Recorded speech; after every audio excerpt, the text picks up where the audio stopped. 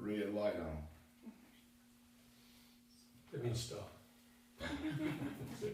I always wondered about that. Why recording stuff has a red light when it's on, when the red light means I think it stop, means and the green beware light what you means say. stop. Maybe that's what it means. It means think about what you say. Because we have to be careful. Let me find my page here. Good morning, everybody. Good morning. Glad to see all of y'all. And you get next Sunday off too, Dawn Rose. I don't know. I done figured out it's the last Sunday this month. I think I hit it. It is. Excuse me. But we've been bagging corn, and that dust is something.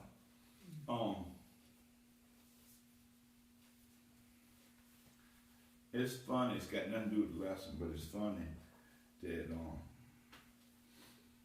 the only way you can make money around here with corn is to bag it up and sell it to people that deer hunt. And you know, if you send it into the food chain, you get nothing for it. But you can bag it up for people that want to play and you make some money. I always thought that was It's strange. like tobacco in the old days. You didn't make any money growing it, but if you could process it, sell it, there was money in that. Mm-hmm. Yep. Do what you have to do. Something my boy told me yesterday was the deer hunters kind of like and not to make fun of people, like, you know, we always talk about the drug addicts, the crackheads as we call them. And they gotta have that corn because they want that deer pay. They kind of like the drug addicts. So they'll pay you, they don't care what you ask for, they'll pay. It's just kind of stupid. But anyway, the lesson was interesting this morning. To me it was. Blinded by the Truth is the title of it. It's from John chapter 9, from the Gospel of John chapter 9. Basically, the whole chapter. It talks about, and a little bit, to give in the chapter before this, in chapter 8, Jesus is arguing with the Pharisees and all in the temple, and that's when he came upon the woman they were fixing to stone to death because they thought she was a bad woman. And he stopped that, and so everybody got mad at him. And so he just left the temple. And he was walking along with his disciples, and saw this man that said he was been blind from birth, and he was sitting close to the temple as the people who were unable to do anything had no choice but to sit at the temple and beg, because people that came to the temple were usually had some money in their pocket because they were going to make an offering in the temple, and so the beggars would get there a little bit what they could. That's basically the only living they had. He was blind back in those days when nothing he could do. And the disciples say, asked Jesus, say, who sinned so this man was born blind? Was it him or was it his parents? Well, if he was born blind, he could have only sinned while he was a fetus, and it'd be hard for fetus to commit a sin, I would think. But you know, and there was the belief, especially among the Sadducees, there were the Pharisees, the Sadducees, and then the scribes, and they were the leaders of Jewish society. The Sadducees believed that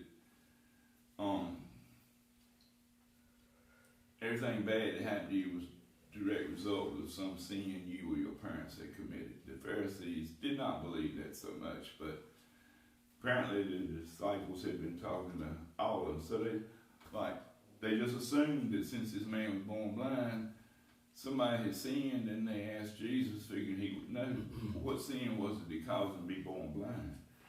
And Jesus said, nobody sinned. This has got nothing to do with it. He said, this man was born blind so I can show God's works. And so he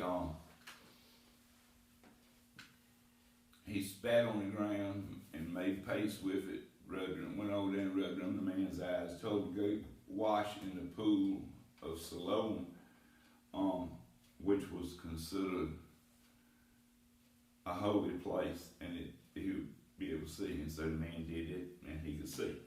So Jesus and the disciples go on, and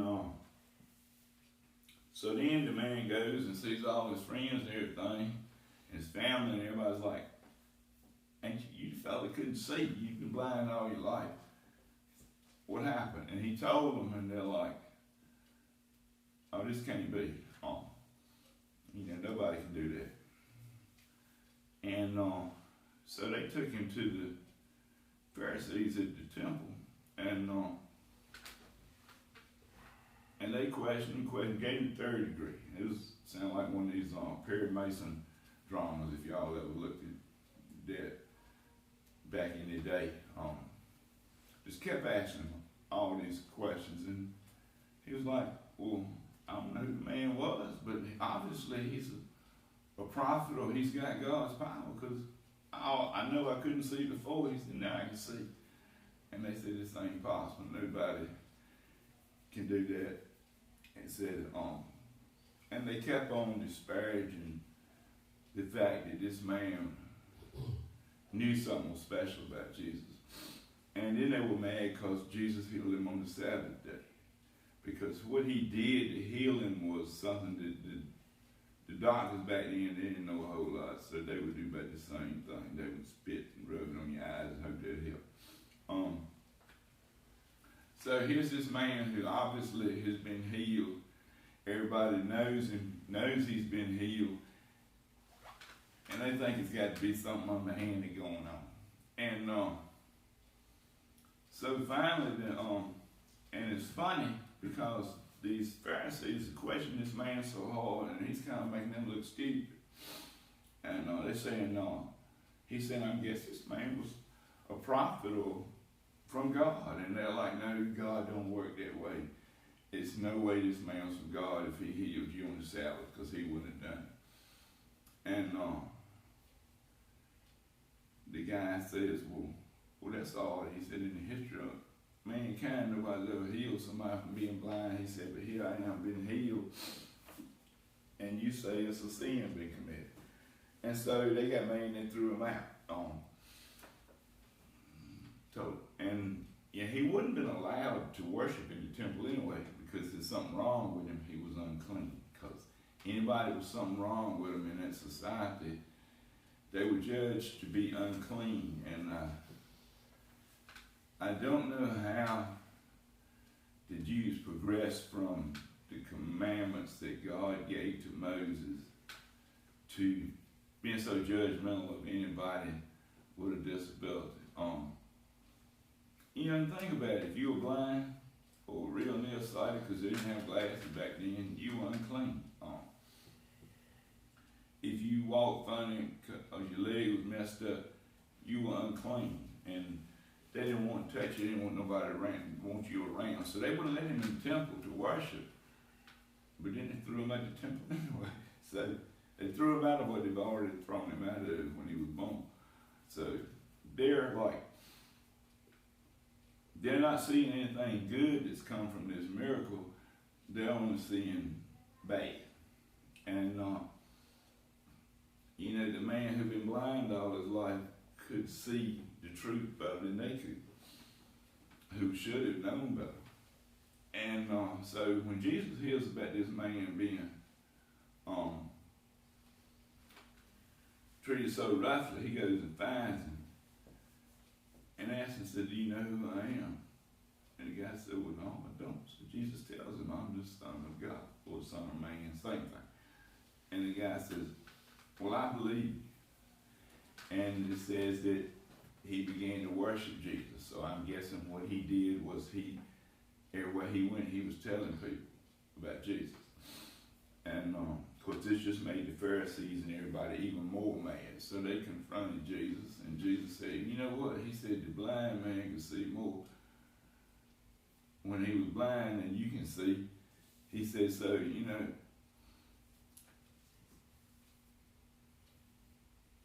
he said, God's got no use for you people because you got every advantage.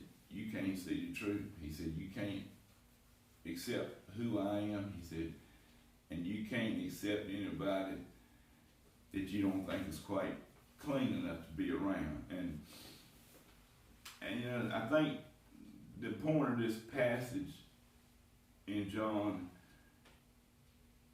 is about, it's the title Lesson Blinded by the Truth. It means that we can't see what we don't want to see. We want to see what we want to see, and God doesn't like that. You know, he's talking about being judgmental against others, and a little history lesson as far as being judgmental. Before World War II started, when the Nazis were gaining power, and they were doing some bad things, I think. They were people who had disabilities, mentally challenged people. They were isolating them from society, much like the Jews would have done. Hitler and his people thought these people were unclean. They would pollute the gene pool of the society.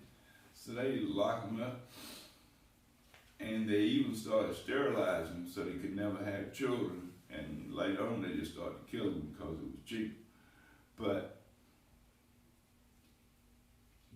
one of the reasons that they got so far in the cruelty was that was practiced all over the world. In the United States, they practiced what they call eugenics. They routinely sterilized people in mental institutions. People who were retarded, had behavioral issues.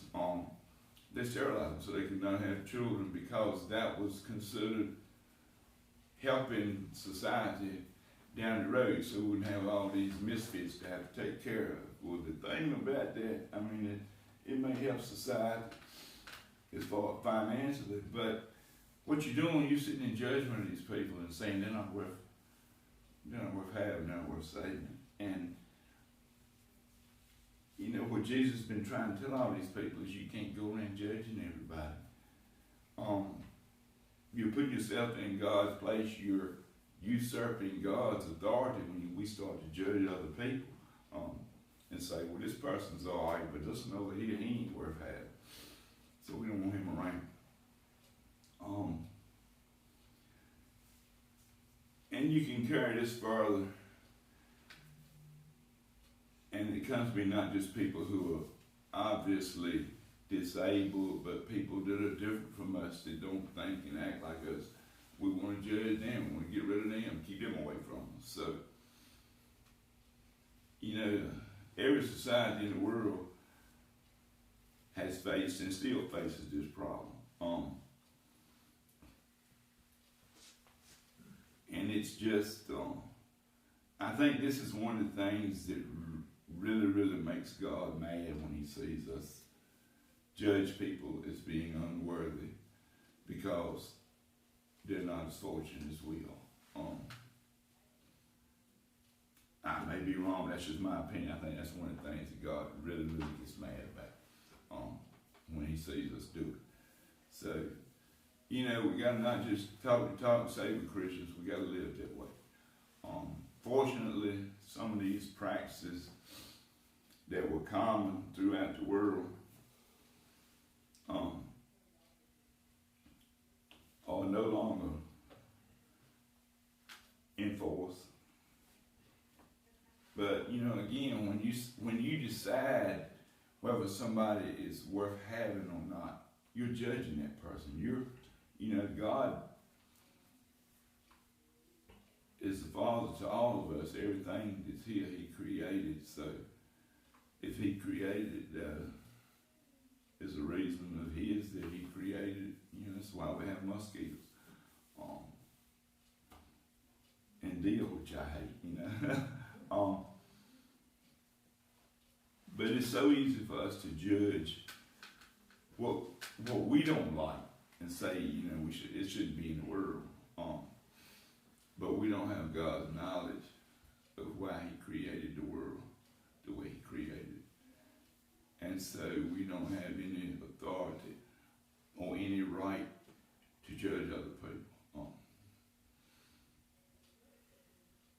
We're taking on authority that's not ours to take. And there's another point in this lesson, I forgot what it was. You know, the thing about this man was blind because somebody sinned. That's a lot of people still believe that misfortune is because of some sin you committed or somebody in your family committed you get punished for. There's churches that preach that too. That I think is crazy. Obviously, Jesus don't think that's the way God set it up. But, you know, all y'all remember, I'm sure, in your lifetime, people saying that if somebody had misfortune, it was because it was their own fault. Something they did, some sin they committed. That's an incredibly self-serving philosophy. Because if you're at the top of the pyramid, no matter how you cheated or killed or whoever get there, you say, I deserved it because I'm good. And that poor person down there with 2 broken legs and blind, perhaps through no fault of their own, right. That's where they belong. Yep. And again, that's taking on God's authority and judging others by our own light instead of by God's light. So it's, man, we done lost 2 folks. I'm sorry, I should have shut up. Hey, you come back one day and lose half the class. They got to go by and sit up.